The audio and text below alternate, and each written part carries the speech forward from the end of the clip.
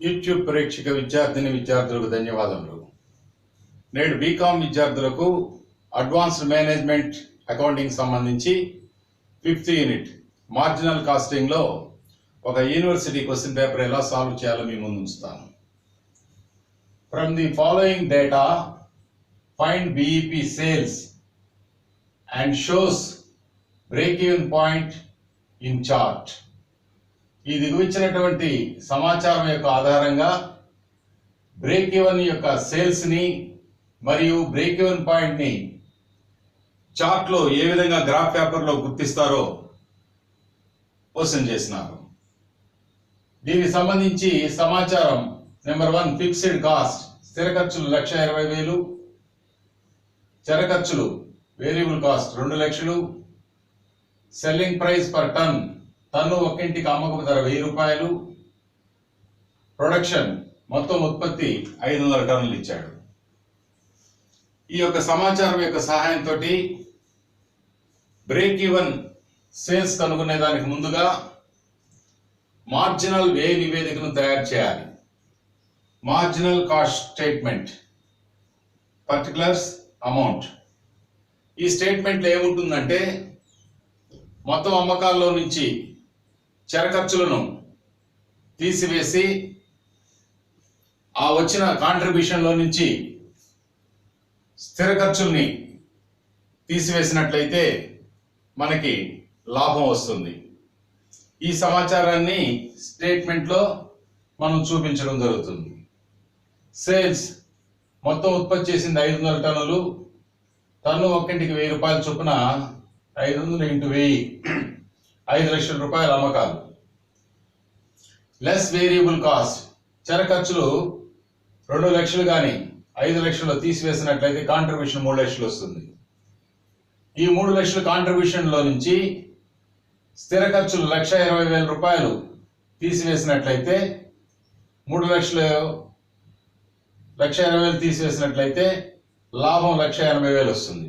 ఈ విధంగా marginal cost statement తయారు చేసి పిమ్మట బ్రేక్ ఈవెన్ పాయింట్ సేల్స్ యొక్క ఫార్ములాని fixed cost by PV ratio, స్థిర ఖర్చులు బై లాభ పరిమాణ నిష్పత్తి, ఈ సూత్ర ప్రకారం మనము బీఈపీ సేల్స్ ని కనుక్కోవాలి. అయితే ఈ సూత్ర ప్రకారం లెక్క సాల్వ్ చేయడానికి స్థిర ఖర్చులు 1,20,000 ఫిక్స్డ్ కాస్ట్ ఇచ్చున్నాడు. పివి రేషియో మాత్రం లెక్కలో ఇవ్వలేదు కాబట్టి పివి రేషియోని కనుక్కోవాలి. పివి రేషియోని కనుగొనేదానికి సూత్రం contribution by sales into 100.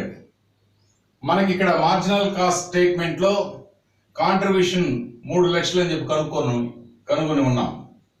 So contribution by sales అన్నప్పుడు కాంట్రిబ్యూషన్ 3 లక్షలు, సేల్స్ వచ్చేసి 5 లక్షలు ఇంటూ 100 సాల్వ్ చేస్తే ఈ 5 జీరోస్కి 5 జీరోస్ క్యాన్సిల్ చేస్తే 5 ఒకట్లు 5 ఒకట్లు 5 20లు 23 60 అంటే పివి రేషియో 60% వచ్చింది. పిమ్మట మెయిన్ ఫార్ములా బీఈపీ సేల్స్ కి fixed cost by PV ratio.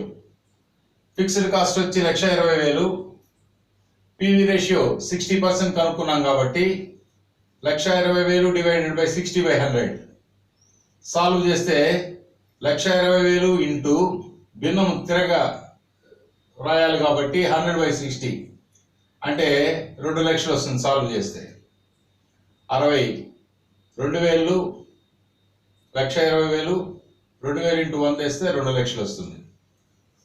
తర్వాత బీఈపీ సేల్స్ వచ్చిన తర్వాత వీటిని ఇన్ టర్మ్స్ ఆఫ్ యూనిట్స్ లో మనం లెక్కించినట్లయితే BEP sales by selling price, BEP sales 2 లక్షలు, దాన్ని సెల్లింగ్ ప్రైస్ టన్ను ఒక్కింటికి 1000 రూపాయలు చెప్పున్నాడు కాబట్టి 1000 చేత భాగిస్తే బీఈపీ టన్స్ వచ్చేసి 200 టన్నులు వస్తుంది. ఇప్పుడు ఈ యొక్క సూత్ర ప్రకారంగా మనం కనుగొన్నటువంటి బీఈపీ సేల్స్ 2 లక్షలు కానీ సూత్ర ప్రకారంగా కనుగొన్నటువంటి ఉత్పత్తి చేసిన టన్నులు 200 కానీ ఈ రెండు కూడా బీఈపీ సేల్స్ బీఈపీ టన్స్ అంటే 200 టన్నులు ఉత్పత్తి చేసినట్లయితే ఆ స్థాయిలో 2 లక్షల అమ్మకాల వద్ద BEP సేల్స్ వద్ద నో ప్రాఫిట్ నో లాస్ అనేది మనకు ఉంటుంది. ఈ యొక్క విషయాన్ని గ్రాఫ్ పేపర్లో మనం పరీక్షలో చూపించాల్సి ఉంటుంది. గ్రాఫ్ పేపర్లో మీరు OX యాక్సెస్లో OX సెక్షన్లో ప్రొడక్షన్ ఇన్ టన్స్ ఉత్పత్తి చేసినటువంటి టన్నులు ఇక్కడ చూపించాలి. OX సెక్షన్లో 500 టన్నులు ఉత్పత్తి చేశాడు కాబట్టి గ్రాఫ్ పేపర్లో ఒక్కొక్క బాక్స్ని 100 టన్స్గా తీసుకొని ఒక బాక్స్, మొదటి బాక్స్ 100 టన్స్, రెండో box 200 turns, 300 turns, 400 turns, 500 turns అని చెప్పి 5 బాక్సెస్గా మీరు గుర్తించాలి. పిమ్మట OY యాక్సెస్లో రెవెన్యూ ఆబ్లిక్ ఎక్స్పెండిచర్ ఆదాయము లేదా ఖర్చులు చూపించాలి. ఇక్కడ అమ్మితే 5 లక్షలు సరుకుని 5 లక్షలకు అమ్మినట్టు చెప్పినారు. అంటే 5 లక్షలకు అమ్మినందువల్ల మనకి రెవెన్యూ వస్తుంది కాబట్టి రెవెన్యూ 5 lakhsని మనము, అదేవిధంగా ఎక్స్పెండిచర్ కూడా 5 లక్షల లోపల ఉంది కాబట్టి ఈ రెవెన్యూ ఆబ్లిక్ ఎక్స్పెండిచర్ని మనము ఒక్కొక్క బాక్స్ని 1 lakh తీసుకొని సెకండ్ బాక్స్ 2 లక్షలు, మూడో బాక్స్ 3 లక్షలు, 4 లక్షలు, 5 లక్షలుగా విభజించాలి. ఒక్కొక్క బాక్స్కి 1 లక్ష రూపాయలు రెవెన్యూ అండ్ ఎక్స్పెండిచర్గా మనం చూపించుకుంటూ రావాలి. తర్వాత OX యాక్సిస్కి సమాంతరంగా స్థిర ఖర్చులు రేఖని మనం డ్రా చేయాలి. ఆ స్థిర ఖర్చులు అనేవి ఉత్పత్తి పెరిగినా ఉత్పత్తి తగ్గినా స్థిర ఖర్చులు స్థిరంగా ఉంటాయి కాబట్టి ఆ స్థిర ఖర్చులు సరళ రేఖను సూచిస్తుంది. సమాంతరంగా OX సెక్షన్కి సమాంతరంగా రేఖ గీయాలి. ఈ రేఖ ఏ స్థాయిలో గీయాలంటే 1,20,000 రూపాయలు స్థిర ఖర్చులు ఇచ్చినాడు. 1,20,000 గ్రాఫ్ పేపర్లో పాయింట్అవుట్ చేయాలి మీరు.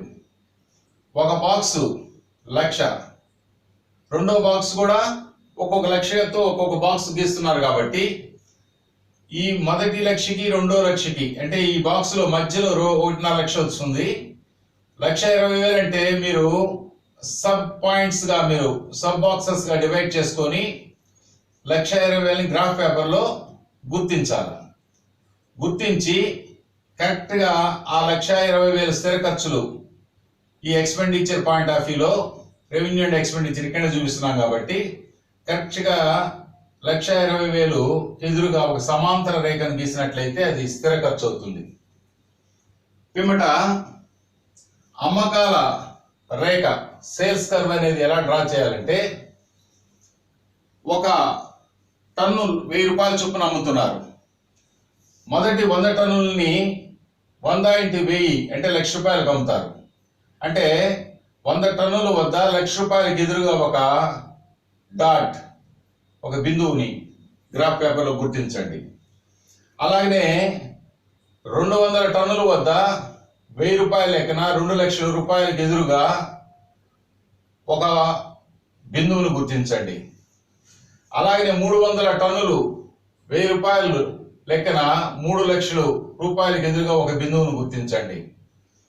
అలాగనే 400 టన్నులు, టన్ను ఒకటికి 1000 రూపాయల చొప్పున 4 లక్షలకు ఎదురుగా ఒక బిందువును గుర్తించండి. ఫైనల్ గా 500 టన్నులు, టన్ను ఒకటికి 1000 రూపాయల చొప్పున 5 లక్షలకు ఎదురుగా ఒక బిందువును గుర్తించండి.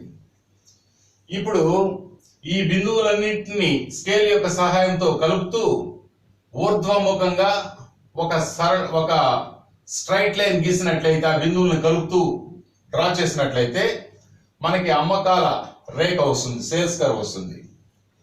తర్వాత ఈ స్థిర ఖర్చులు మూల బిందువు నుంచి మొత్తం వ్యయాల రేఖను కలపాలి. మొత్తం వ్యయాల రేఖను డ్రా చేయాలి. మొత్తం వ్యయాలంటే టోటల్ కాస్ట్ కర్వ్ అనేది ఇక్కడ దాకా స్థిర ఖర్చులు, ఆ పైన చర ఖర్చులు, స్థిర చర ఖర్చులు రెండు కలిస్తే టోటల్ కాస్ట్ కర్వ్ వస్తుంది. ఆ టోటల్ కాస్ట్ కర్వ్ ఎక్కడి నుంచి డ్రా చేయాలంటే కరెక్ట్ గా 1,20,000 స్థిర ఖర్చు సరళ రేఖకి మూల బిందువుగా మీరు స్కేల్ యొక్క సహాయంతో డ్రా చేసుకుంటూ పోయినట్లయితే ఆ యొక్క మొత్తం వ్యయ రేఖ అమ్మకాల రేఖను ఈ బిందువు వద్ద ఖండించింది. కరెక్ట్ గా ఆ ఖండించిన బిందువుకు దిగున 200 టన్నులు, దానికి ఎదురుగా 2 లక్షల రూపాయలు. ఈ విధంగా బిఈపి సేల్స్ ని ఈ యొక్క ఓవై అక్షంలో, బిఈపి టన్స్ ని ఓఎక్స్ యాక్సిస్ లో ఈ యొక్క సమఖండన బిందువు వద్ద ఎక్కడైతే మొత్తం అమ్మకాల రేఖను ఈ మొత్తం వ్యయాల రేఖ ఖండించిందో ఆ ఖండించిన బిందువుని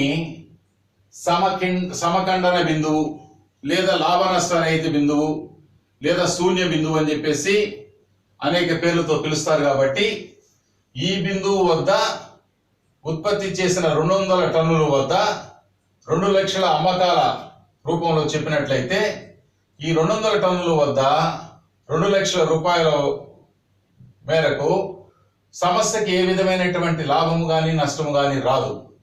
అలాంటి లాభ నష్టరహిత బిందువుని బిఈపి అంటారు. ఈ యొక్క 200 టన్నులు పై భాగమున అంటే 200 టన్నులు ఉత్పత్తి చేస్తే నో లాస్ నో గెయిన్, 200 టన్నులు పైబడి ఉత్పత్తి చేస్తే సంస్థ లాభాల దశలో పయనిస్తుంది. ఇది ప్రాఫిట్ జోన్. అదే 200 వస్తువులు 200 టన్నులకు దిగువన కానీ ఉత్పత్తి చేస్తే సంస్థకి నష్టాలు వస్తాయి. అంటే బ్రేక్ ఈవెన్ పాయింట్ మనల్ని ఏమి సూచిస్తుందంటే ఈ సమఖండన బిందువు వద్ద ఈ 200 టన్నుల వద్ద నో ప్రాఫిట్ నో లాస్. 200 టన్నులకు పైబడి ఉత్పత్తి చేస్తే లాభాలు వస్తాయి, 200 టన్నులకు దిగువన ఉత్పత్తి చేస్తే నష్టాలు వస్తాయి.